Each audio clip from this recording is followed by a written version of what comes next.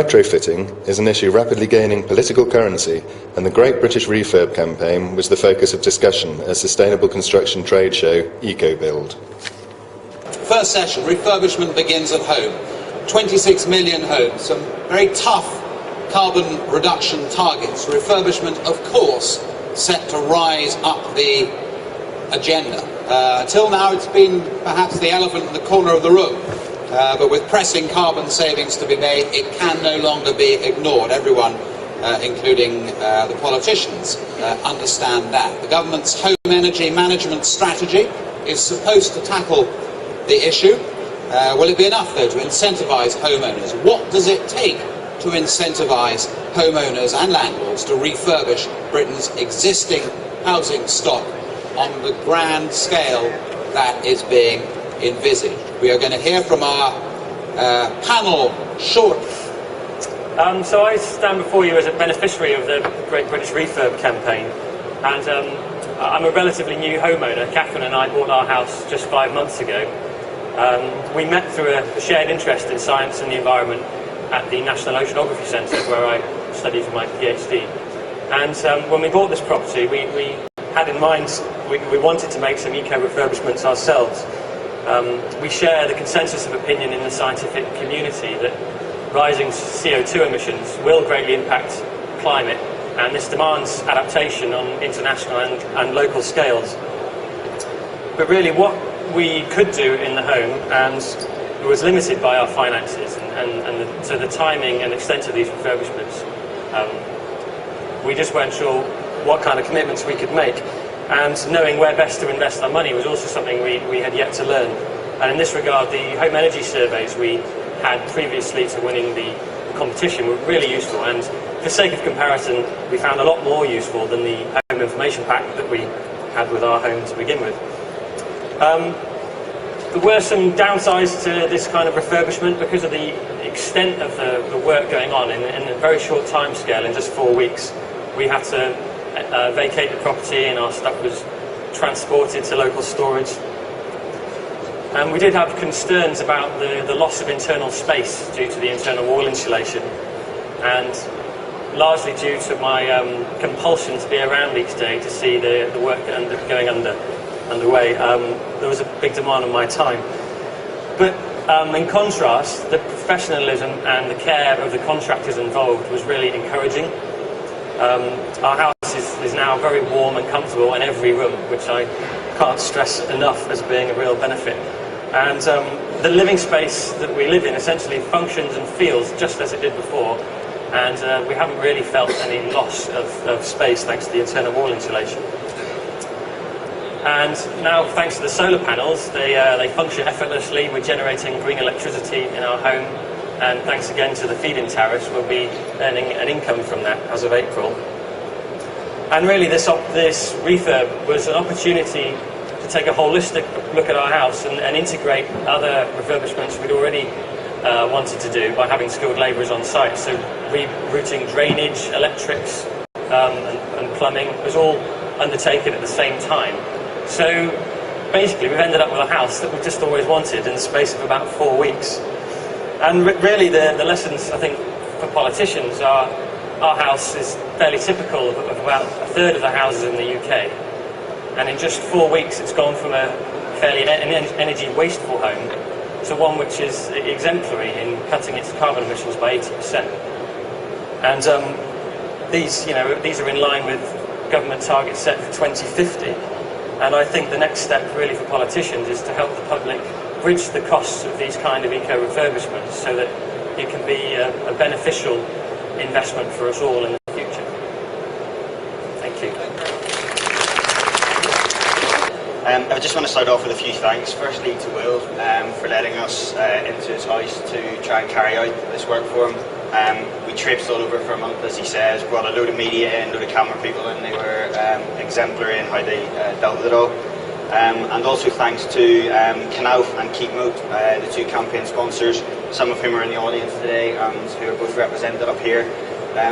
We had set a certain amount of work we wanted to be done in Will's house, and on both fronts, from Knauf and from Keep Moat, they absolutely went above and beyond what we were expecting, and just wanted to really say thank you to them for that. The results we got from the work on Will's house were fantastic. 80% cuts in carbon and energy, as Will says, what we want to do by 2050. 123% cuts in Will's fuel bills, which sounds odd, but basically means he's not earning money from his house and not paying anything. And the great news we had on the day that we handed the keys back last Friday, we had an estate agent around to the house, and the house had increased in value in the 5 months they'd owned it by nearly 25 grand. Now, there's a lot of things that affect property markets, but it's the beginnings of signs that we can start to see capital cost improvements in homes reflected from environmental improvements, and that's something that we've not always been seeing, so it's really good. Now, it would be great if all of us and all of you out there could do the sort of stuff Will's been doing in his home, but unfortunately you can't.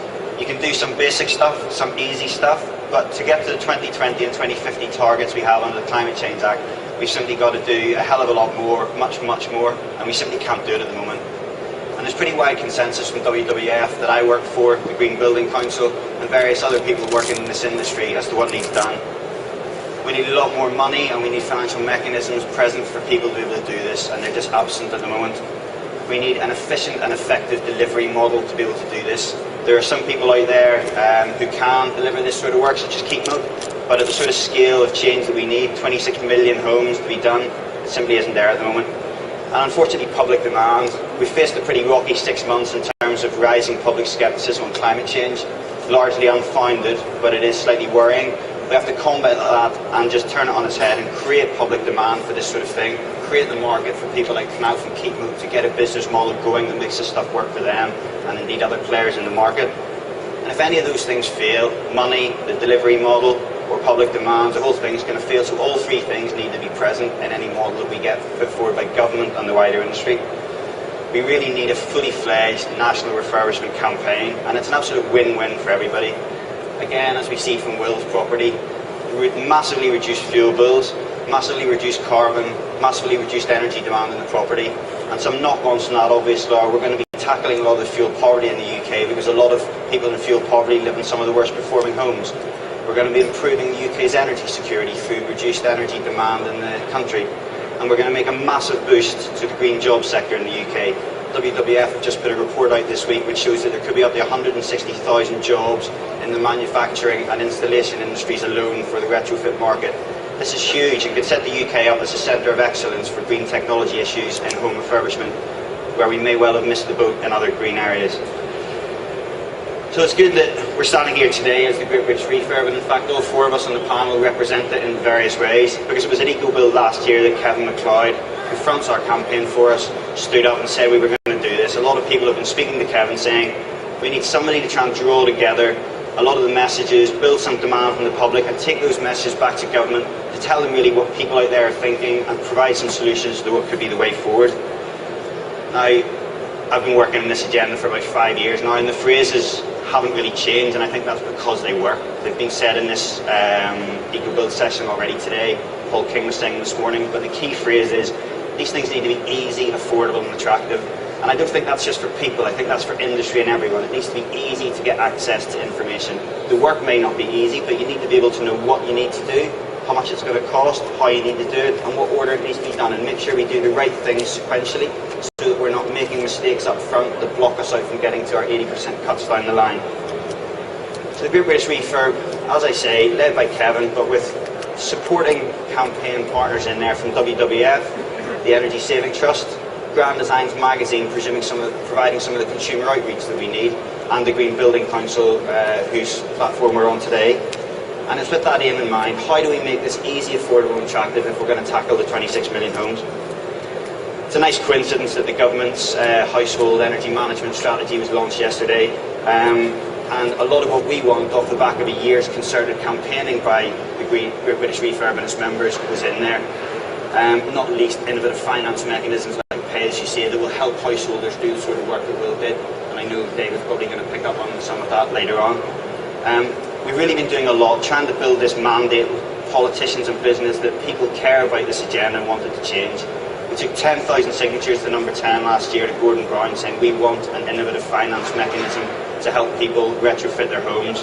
We got involved in party conferences and did a real-life case study on solid wall insulation refurbishment, a precursor to Will's project effectively, to try and take that message deeper into politicians at the Department for Energy, Climate Change and their respective shadows. And we're beginning conversations on our website between people in industry on what sort of needs to be done. And to see so many of these campaign asks then in yesterday's strategy that was announced is great. But I think the old adage applies, it's a good start but not quite enough. But for once I'm just going to say let's not knock the good start and take some of the positives from yesterday, and again we'll pick that up in conversation later on. So I'd just like to ask everybody to keep an eye on the Great British website going forward. We're going to be putting up their assessments of the three main parties' housing policies and energy strategies to deal with those over the next few weeks. And we'd like to receive your comments on those, both from members of the public and from industry. What do you think of the policies that are being put forward, and how can we look to better those? And again, we're putting some case studies up, such as Will's, as to what people can do in their own homes to do this sort of stuff. We're facing difficult times in money, we're facing difficult times in persuading people in industry that this should still be at the top of their agenda. After the election, who knows who's going to be in, but whoever it is, the Great British Refurb campaign and indeed all its members are going to be keeping an eye on delivery, holding people to their promises, and seeking for other opportunities to make a real difference in this agenda. We're going to be looking at issues around water, how to link energy and water together and make some joint wins there. Marks and Spencer's announcement today, 50 million quid they've made off Plan A. This isn't just altruism, there's a business benefit here, a business model can be made, and hopefully we're starting to see the footwork for this being made out. Thank you. Thank you.